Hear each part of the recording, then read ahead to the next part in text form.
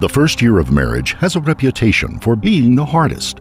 In the case of Josh Fulgham and Heather Strong, it wasn't difficult, it was catastrophic. Just 11 days after their wedding, Josh was jailed for pointing a gun at his new bride and threatening to shoot her. The honeymoon was over, and things only got worse from there. In this case, the marriage vow, "Till death do us part," took on a grave meaning.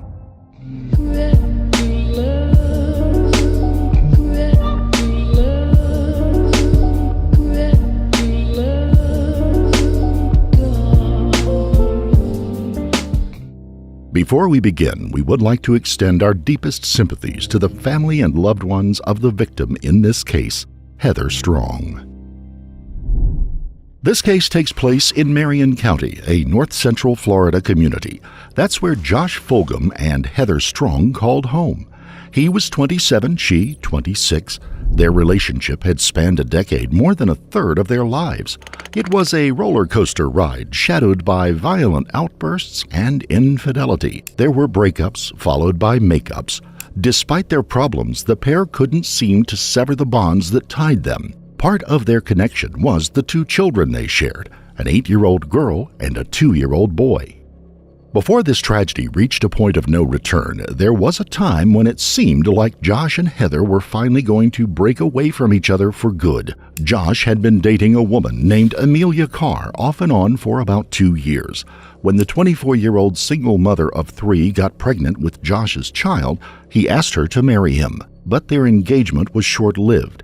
Following an argument with Amelia, Josh withdrew his proposal. He took the ring back and married Heather instead. Heather and Josh tied the knot on December 26, 2008, but making their union official didn't dissolve the tensions that simmered between them. On the evening of January 5th, Josh demanded that Heather give him her ex-boyfriend's phone number. When she refused, he pointed a shotgun at her and threatened, "You're going to give me the number, or the shooting starts here and then I go to Ben's." Josh was arrested the next day. In a phone call Josh made to Heather from the jail, he talked about his predicament. Hello? Hey, please don't hang up. I'm not. Hello, why did you do this? Josh, because I can't, you promised me, I can't live like this. Well, are you going to push this or what? You're not going to do that, Josh. You're going to kill me when you get out of jail. Josh was in jail fuming for a month. The anger he felt for Heather reporting him to the police intensified. Meanwhile, Heather was moving on. Just 3 days after Josh was arrested, she started living with another man named Jamie Acom. Jamie was no stranger to Amelia. They had known each other since Amelia was 15 years old, and they had once been in a relationship as well. Jamie had fathered one of Amelia's 3 children. He was also the person who introduced Amelia to Josh and Heather. Despite all the back and forth between Heather, Josh, Amelia, and Jamie, and the tensions it spawned, the 4 of them still hung out sometimes. The 2 women even babysat for each other's children occasionally. Amelia described their complicated relationships to Marion County Detective Donald Bowie after Heather went missing. I hope and pray that you know nothing. I think someone that you need to speak a little bit more to would probably be Jamie Acom, because you mentioned the triangle with me, Josh, and Heather, but it's more of a square because Jamie's got a lot of anger and animosity towards both me and Josh for multiple reasons. Listen to me. I understand that, but listen to me. Put yourself in my position. Oh, I'm trying to. Josh is telling everybody that he was the last person with her. Okay, why would he say that if he'd have hurt her? After Josh was arrested for pointing a shotgun at Heather, Amelia did what she could to get him out of jail. She made calls on his behalf and lent him $1,700 towards his $5,000 legal bill. He was released after 31 days. Josh could be convincing where Heather was concerned, and he persuaded her to retract her statements to police that led to his aggravated domestic assault charge. Just 1 week after signing that paperwork, Heather disappeared. The last time anyone heard from Heather was on February 15th. That day, she took a call from Josh while working her shift at the Iron Skillet, a restaurant located in a local petrol station. Co-workers noticed that she was visibly upset after the call. Josh told Heather that he was seizing custody of their 2 children immediately because of information he found out about Jamie Acom. The next morning, on February the 16th, Heather didn't show up for the morning shift. That wasn't customary for her. According to the manager, she had always been reliable and a responsible employee. Heather's cousin in Mississippi, Misty Strong, was worried as well. Typically, Misty communicated with Heather daily by phone or email. Josh told everyone who inquired that Heather had gone to Mississippi, but Misty had not heard from her, and neither had her mother. Misty filed a missing person report on February the 24th. Police opened an investigation. At first, Heather's status was listed as missing, but as the detectives began asking questions, that was escalated to missing and endangered on March the 18th. Detectives spoke to the Iron Skillet's bookkeeper and found out that Heather's bank card, which was tied to her paycheck deposits, had been used several times from the 16th until the 19th when the funds ran dry. They pulled security footage and spotted someone using Heather's card. Of course, it was not Heather. The person wore what appeared to be a leaf blower. They knew Josh was employed by a landscape maintenance company.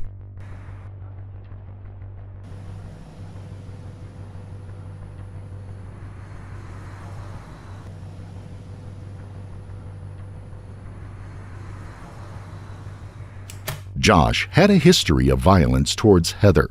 Carolyn Spence, Heather's mother, told police that Josh had threatened her daughter many times. 3 years earlier, Josh had called Carolyn to say that he had tied Heather up, duct-taped her mouth, and put her in the trunk of his car.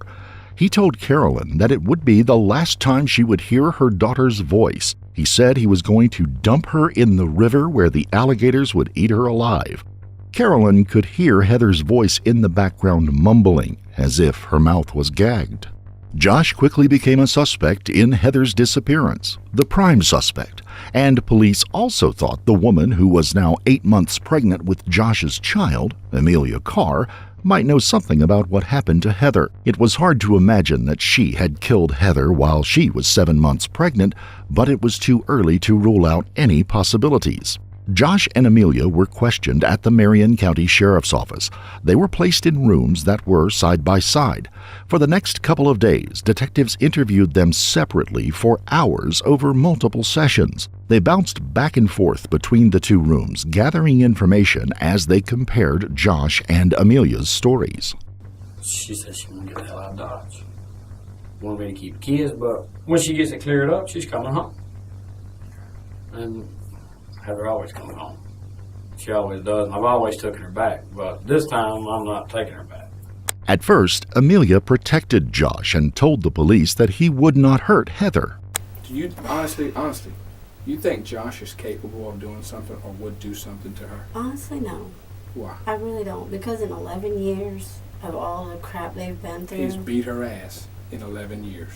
Yeah. I have reports like this where he has threatened her. He's beat her ass, and he's pulled a gun on her and Benjamin.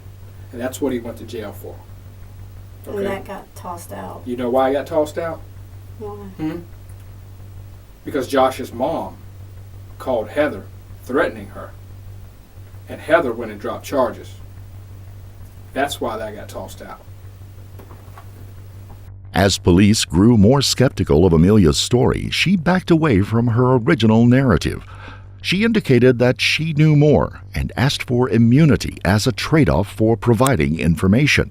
Her defense for everything she had done so far was that she feared what Josh might do to her if she did not comply with his wishes.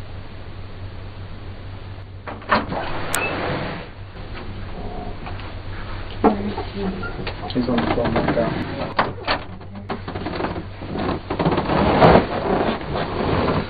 Can you make sure nothing happens?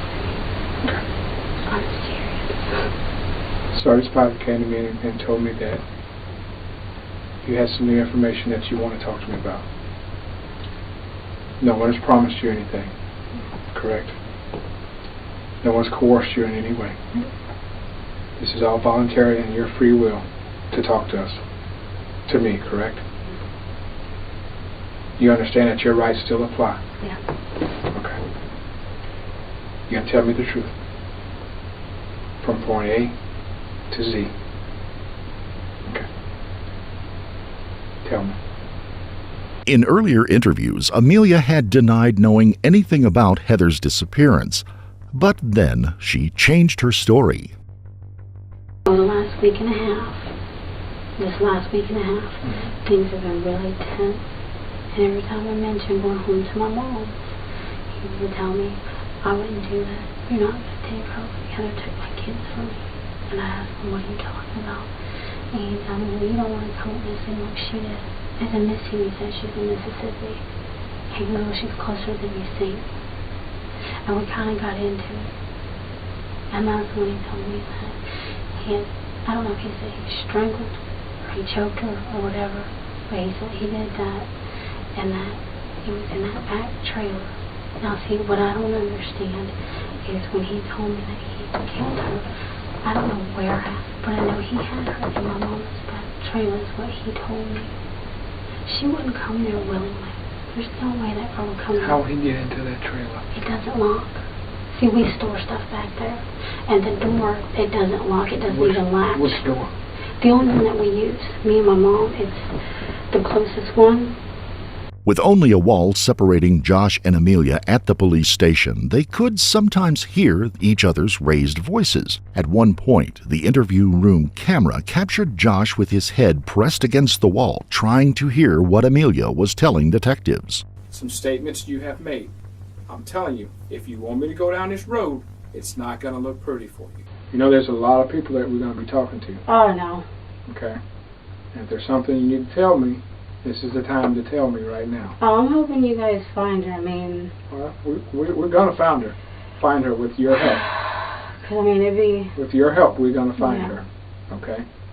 And I need you to understand that. I need your help. And I'm here to help. I mean, we've got kids who need both parents. If you know something, this is the time. This is our opportunity. Because you want to see that baby being born. Oh, yeah. You know what I mean? Okay? Yeah. You don't want something to bite you in the behind if you know something. No. Okay? On February 15th, the day that Heather disappeared, she finished her shift at the restaurant at 3 p.m. and arrived home a half an hour later. Jamie was there but left soon after. That was the last time he saw Heather. Josh told police that he picked up his kids at Heather's place later that day and took them to his mother's house. Then, that evening, around 8 p.m., he claimed he got a call from Heather asking him to bring $500 to her at the petrol station so she could leave town for a while. According to Josh, when he got there, she was waiting outside with a red-wheeled suitcase and a black duffel bag. She was wearing blue jeans and a gray t-shirt with a flag on it. But when police pulled video footage from the petrol station, Heather was nowhere to be seen. Video Of what? of Heather at that petrol on that date. All day. All night. A few days after Heather's disappearance, Jamie got a call from Josh. He said he was back together with Heather and that Jamie needed to move out, which he did the next day. Josh warned Jamie to never contact Heather again. Police still don't know if Heather had decided to leave town on her own or if something horrible had happened to her. As proof that her disappearance was voluntary, Josh showed detectives a letter his mother had typed up for him on the computer stating that Heather was giving her 2 children to him. He claimed it was Heather who signed it. Why? She didn't handwrite a letter. I don't know, man. What's that? Why she didn't handwriting? Won't it look better typed out? Why did she But handwrite a don't letter? it look better typed out? Huh? Don't it look better when something's typed out instead of handwritten? No, actually looks better when it's handwritten. If it's coming from a parent that says, I'm giving my child to Josh. I'm hauling ass out of town. I want him to have full custody of this child. Well, I wish the hell I'd have had her done that then. I honestly do. I wish the hell that's what I'd have had her done. Who signed her name on it? She did. Your mama signed her name? No. Heather signed her name. You signed her name? No. Heather signed her name. Your sister signed her name? No. Because you know we got handwriting analysis, right? Yeah. Okay, did you threaten her to sign her name? Man, come on now. This shit's not gone too far. Huh? This is, no, I did not. You wanted them kids. You didn't want her to have it. No, I'm gonna be honest with you, man. You I'm didn't want having her to. had no. You didn't want her. She was sitting up here telling you. She was telling you. She was going. You won't never see them kids. No, she was not. Mm-hmm. She wasn't. Josh explained to the detectives that Heather believed there might be a warrant out for her arrest, so she wanted to skip town by herself until the heat died down. But everyone else who knew Heather insisted she would never abandon her children. Heather had taken off before to stay with family and friends in Mississippi, but she always brought her children with her. At first, Josh and Amelia vehemently denied any involvement in Heather's disappearance, but as law enforcement drilled down on their stories, the accounts provided by Josh and Amelia began to disintegrate.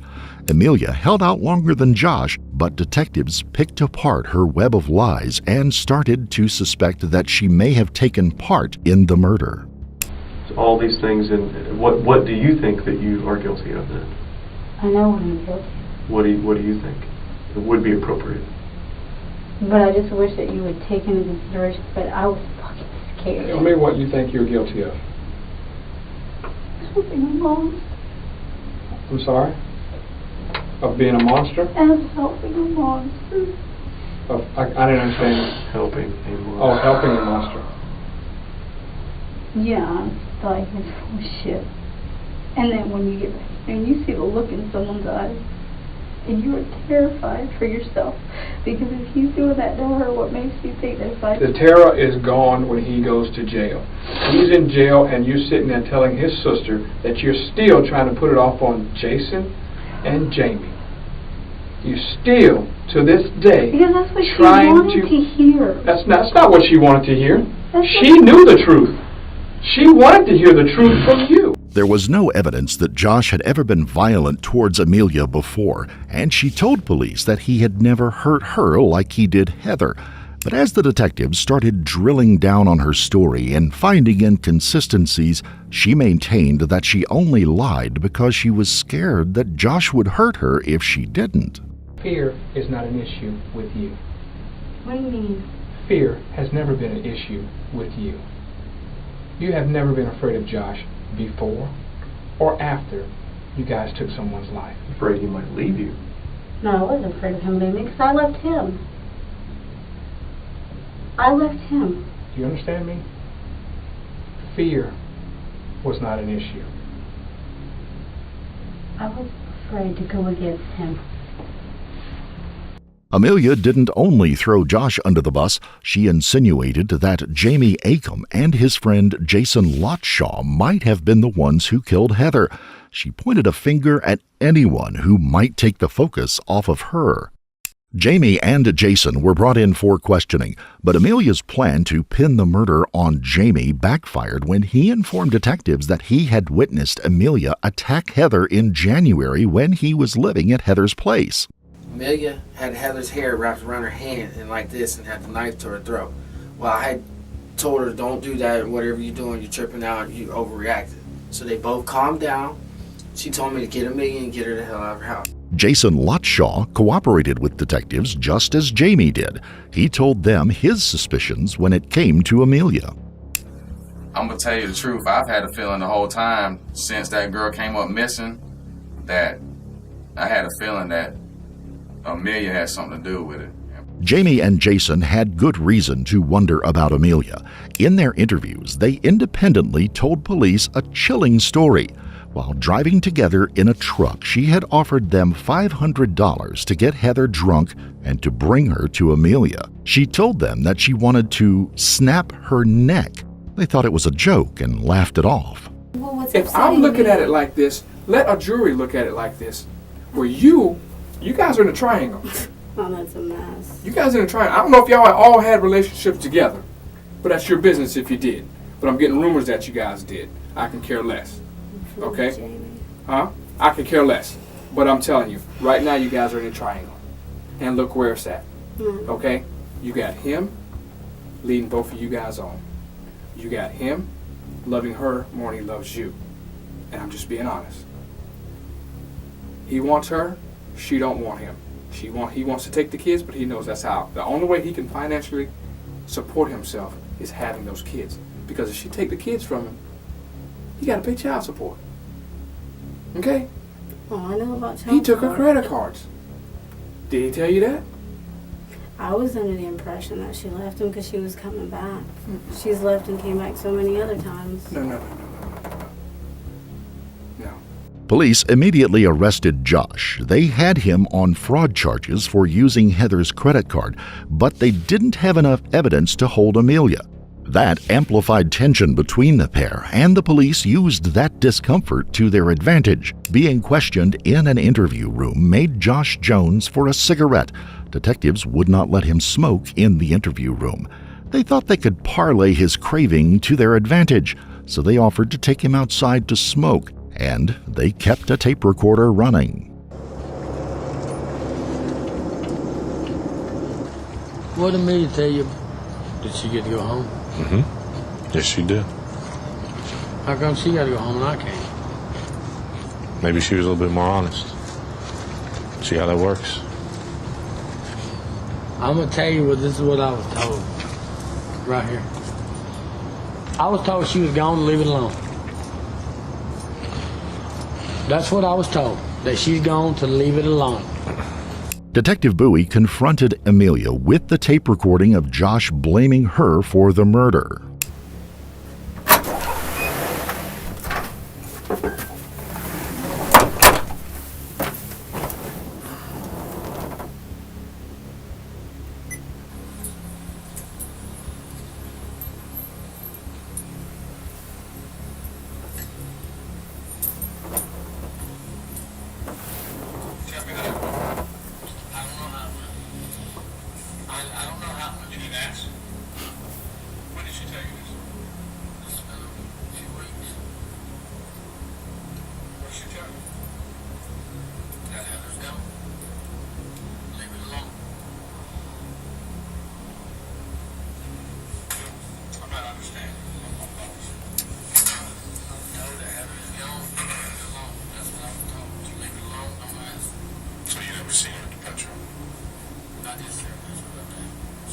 See there? Your heart is about to jump out of your chest. Because I was home at my mom's. Your heart is about to jump out of your chest. That pisses me off. Okay. Don't do this to yourself. But what? Don't Okay. do this to yourself. Ask my mom. I was home. Don't do that this to night. yourself. What is he saying I did? That you set it up. Set what up though? It was getting late and everyone involved in the investigation was exhausted. Detectives decided to start the process of arresting Josh to put him in jail for the night with the intention of starting their interviews again in the following morning. But to their astonishment, just as Detective Bowie began to gather Josh's belongings, he had a sudden change of heart. Take her to jail. That's where you want to go, my man. That ain't where I want to go, man. I got no choice. You got all the choice. I don't know what else to do. What else you got in the park? Wow. You let me take that by my mama if I take you to it? We'll go right now. You take me to where Heather is. I'll take your wallet to your mom. You won't take me by and let me talk to mom? You take me to Heather first. And you take me by my mom? That's a promise. Let's go. All right, Turn come this shit off. Yeah, all this time. Can we start getting back to cigarette? Yes, we will. I'm in this shit on my own, man. Sergeant Spivey and Bowie scrambled to hit the road as fast as possible before Josh changed his mind. The three of them took off driving the 15 miles to Amelia's mother's home. Man, I'm gonna tell y'all this right now, man. I didn't do this shit. I ain't have it done, but I know it was done. Okay. And you're taking us to her. It's the right thing Where to I'm do. told she was. It's the right thing to do, man. That night, Josh led police to Heather's grave. Detective Bowie stuck a stick in the ground and he felt it give way. He knew Heather was down there. Early the next morning, investigators returned to tackle the gruesome task of digging Heather out of the ground. Her body was so decomposed that only her left thumbprint was recognizable. Police took Amelia back to the scene of the murder, hoping she would slip up and say something to implicate herself. The ramshackle trailer at the back of her mother's property was crammed full of junk.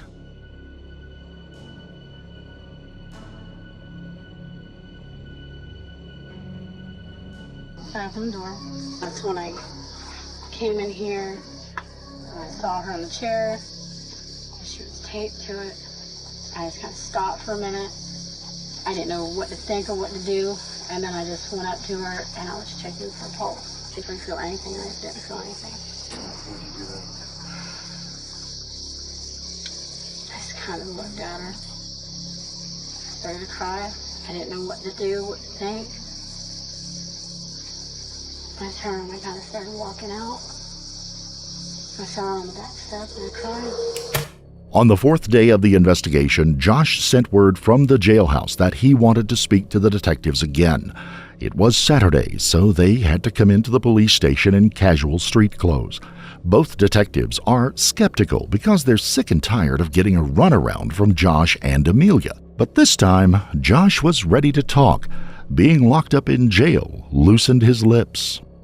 I tell Heather that we're going over to Amelia's house. I hold the door open, Heather goes in, I come in behind her. And I'm like, Heather, listen, I want you to sit down so we can talk. And she's like, hell no, I'm out of here. And that's about the time Amelia walked in the door, and that's when she really started getting loud. I tried to grab a hold to her, and she jerked loose of me, so I let her go. She started down the hall, and that's when Amelia hit her in the head with that flashlight. And that's when Heather came back. I called her. I set her up in that chair. And that's when Amelia got the duct tape. And she taped Heather around here and through that. And I taped the bottom of Heather's legs off.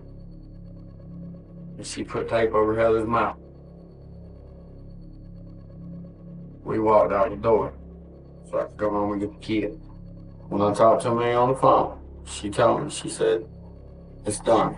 She told me what she did was wrap tape around that and held her nose for a little bit.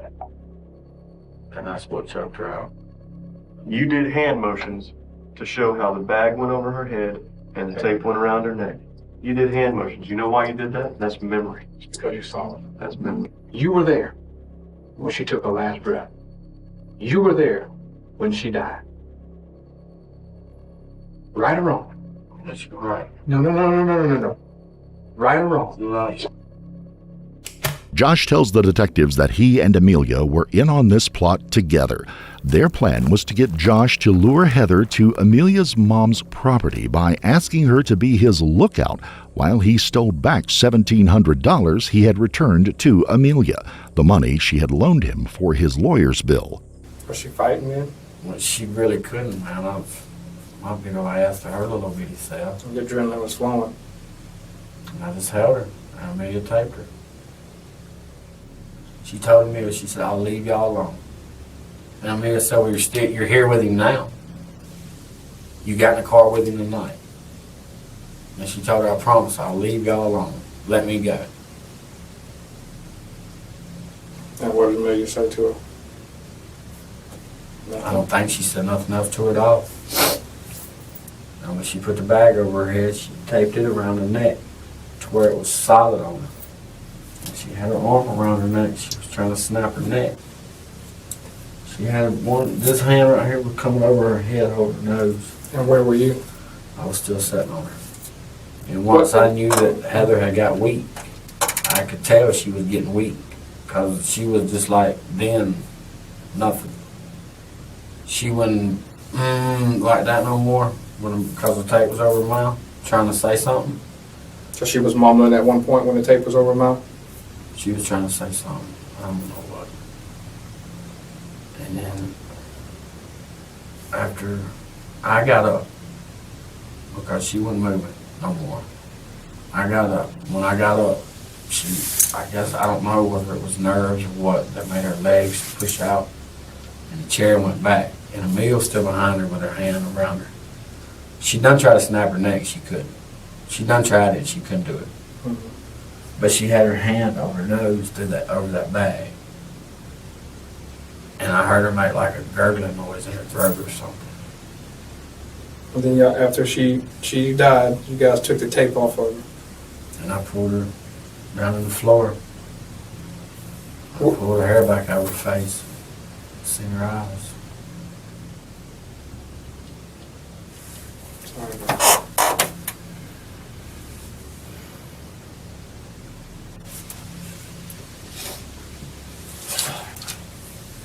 Sorry. I know you know it's fucked up now. I know you know that.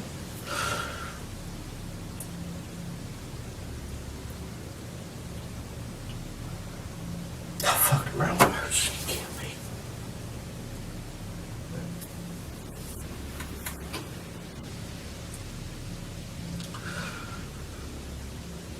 Josh admitted that jealousy played a big part in his decision to kill Heather. But when I first got her sent in the chair, I had asked her a couple of things. And that's really what got me. I went to jail on Tuesday. On the Friday, that Friday night, me and Jamie went over there. And I guess Jamie and Heather was drinking or whatever. I don't know. That's what Amelia told me. And she said her and Jamie had sex 3 different times on the couch. And I asked Heather. And she told me, yeah. She came clean with me.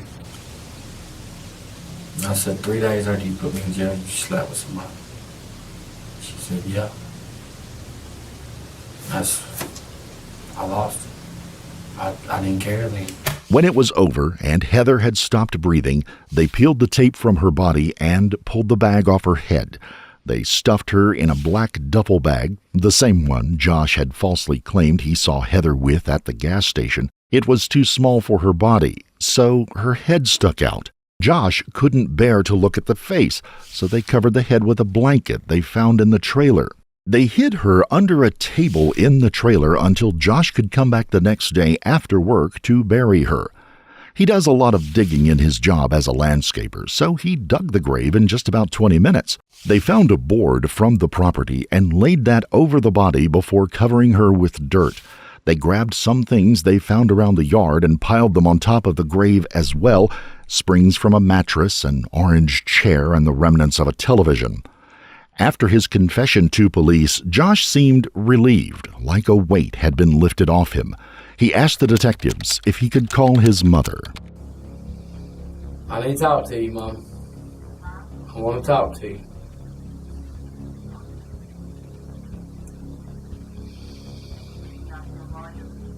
No, I don't need to talk to a lawyer, Mama.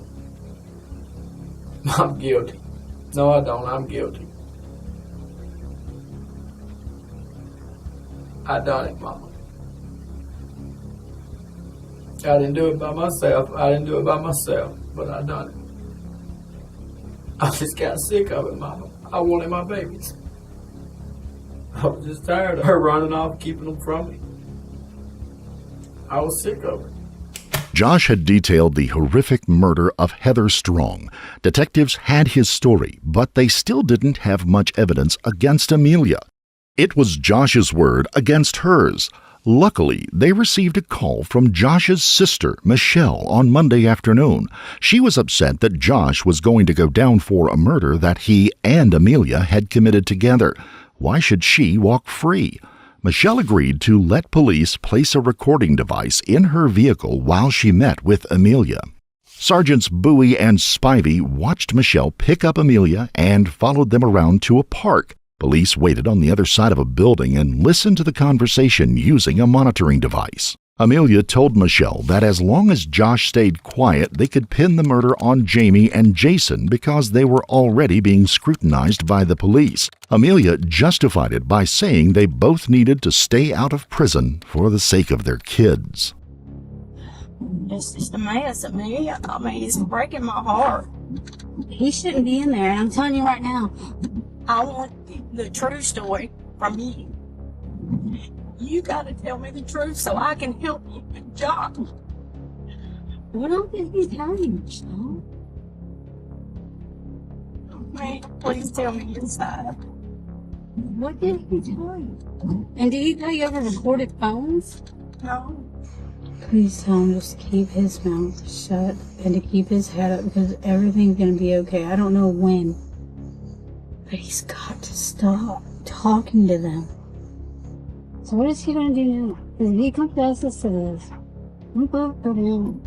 And we both lose our kids. So, tell me what happened that night, because 3 heads are better than 2. Yeah. As hard as you think it is to give me details or that I can't handle it, it's what we're going to have to do so that we can get stories straight. When I got out there, he was talking to her. She tried to run for the door, and she knocked me down. He tried to go back, and he started to take her to the chair so that she couldn't run. What happened next? He put the bag over her head. He tried to snap her neck. That didn't work. You did? Yeah. I was a freaking detective. Oh, crap. Uh-oh. Hey, how you doing? Hey, your mama told us you were up here. Okay. Can we talk to you for a second? Yeah. Amelia was transported back to the Marion County Sheriff's Office by the detectives.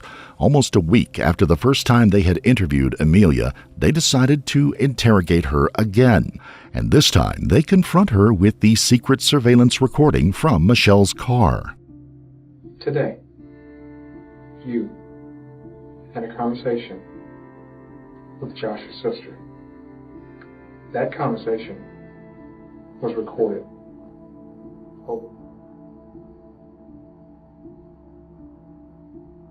You, out of your own mouth, admitted to being there. You used some of the words that I just used. I waited in the house for a few minutes, just like I was told. There was a recorder in her car. There was a microphone in her car so we could listen to you. We didn't just stumble across that car sitting in the park. Yeah, no. Okay? We heard everything. Now, let's go back to what I was just saying. You have shown no remorse.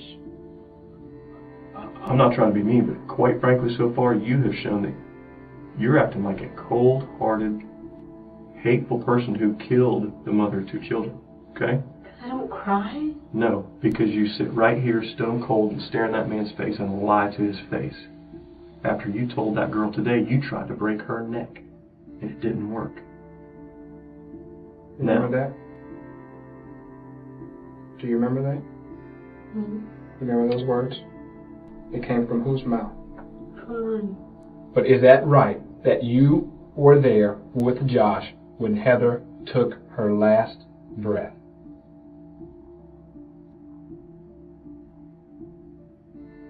I can't hear you. Yeah. Detectives had finally cracked Amelia's shell of denial. She admitted that she was there when Heather died. Now it was time to coax her into demonstrating exactly what part she had played. Show me where you were standing at. If I'm her sitting in this chair, show me where you were standing at. Which time? The first time. The only time. It's okay, I trust you. Come on. Okay. How far back do you want me to go? When you were standing behind her trying After she was taped, and I put the bag over her head, and he taped it, and I pulled the tape, and he taped it. I made a little attempt because I was scared and I was shaking, and I told him I couldn't do it, I couldn't do it. How many times do you think you tried? Once or twice, and I couldn't. How many times do Twice. you think you tried? Because I couldn't do it. And I told him I was shaking so bad. I said, Josh, I can't do this. So then I stepped back. Okay. And he went around and he took care of it. But you tried to snap her neck because you wanted it to be Because I was quick. scared. You wanted it to be quick. Yeah, I didn't want her to suffer. You didn't want her to suffer, so you tried to break her neck. And I couldn't do it because I was shaking so bad. So then I just stepped back and he took over. And he held his hand over her nose and her mouth so that she couldn't breathe. Only you and him know exactly Yeah, I know. who did what, because one's pointing at the other one. But both of you guys were there, present, assisting each other when she took her last breath. Correct? So even though I didn't kill him, we get Correct. charged with the same thing as him. Exactly.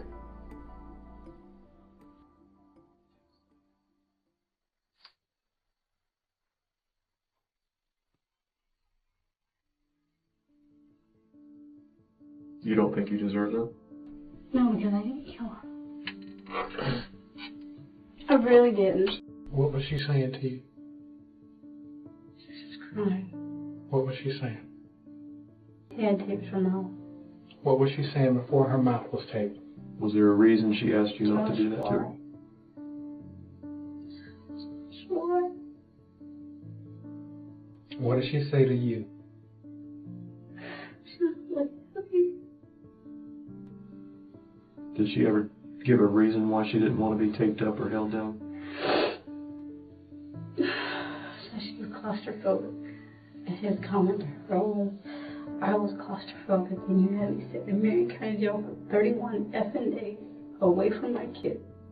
Was his comment to her. Yeah, that's something Josh didn't tell us. Josh and Amelia each had their own motivations for killing Heather Strong. Josh was sick of Heather leaving him, canoodling with other men and threatening to take away his children. And he was angry that her police complaint had landed him in jail, costing him money and his freedom. Amelia was about to give birth to Josh's baby, and although she denied it, detectives believed she was resentful that Josh preferred Heather over her. Both killers tried to assign the most horrific actions they inflicted on Heather to each other. But they were both acting in tandem, so in the eyes of the law, they are equally responsible for her death. Amelia's trial happened first. The state sought the death penalty. In late 2010, she was convicted of first-degree murder and kidnapping. A jury voted for the death sentence. Amelia's family members tried to save her by testifying during the penalty phase of the trial about her past trauma that she had suffered.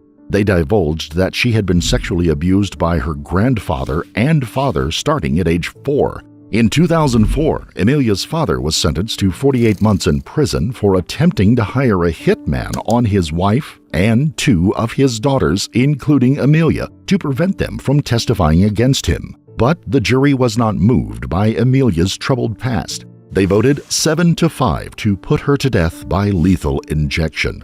A judge accepted that decision, and she was sent to death row at the Lowell Correctional Institute in Ocala. The state of Florida was also seeking the death penalty for Josh. His case went on trial in 2012. He was convicted of kidnapping and first-degree murder. Even though Amelia and Josh killed Heather together, Josh's jury was more lenient. They voted 8-4 to sentence him to life in prison without the possibility of parole. Although Amelia had callously taken a life, she didn't want to lose hers. She and her lawyers fought hard for years to get the death sentence overturned. In 2017, she was resentenced to life without the possibility of parole after a 2016 Florida Supreme Court ruling that required a jury to be unanimous when recommending death for a judge to consider imposing the death sentence. 4 months after killing Heather, Josh wrote a letter to Heather's mother, Carolyn Spence, asking her to take care of his kids. He talked about the trauma that they would endure in their lives. He said that he still loved Heather and that he had hoped to get the death penalty for murdering her.